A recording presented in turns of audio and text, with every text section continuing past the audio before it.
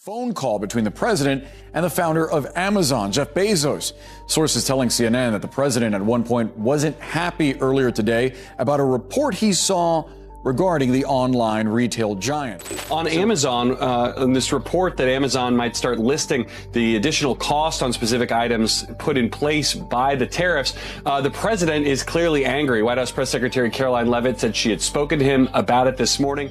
Amazon feels the need to do this. When companies hike up prices on goods every single freaking day. In a stunning turn of events, a phone call between President Donald Trump and Amazon founder Jeff Bezos has spotlighted rising tensions between corporate America and federal trade policy. According to sources speaking to CNN, the president was incensed after reviewing a report suggesting that Amazon may begin disclosing the cost burden of tariffs directly on its product listings, a move perceived by the White House as overtly political. This is a hostile and political act by Amazon, White House Press Secretary Caroline Leavitt stated, recounting her conversation with the president earlier that day. Why didn't Amazon show this level of transparency when the Biden administration presided over record inflation? She added, in an attempt to frame the retail behemoth's actions as politically motivated rather than consumer-centric. But the conflict extends far beyond a single report or corporate maneuver. Amazon's latest response to tariffs is just one piece of a much larger and far more troubling economic realignment. Quietly and systematically, the company has begun pulling back from its core operations in the U.S. economy. This isn't a pivot born of strategy, it's one of survival. Without headlines or formal statements, the fallout has begun. Orders are vanishing, shipments are delayed, long-standing vendor relationships are abruptly severed. Internally, Amazon has estimated that the cumulative cost of tariff-related disruptions now exceeds $13 billion.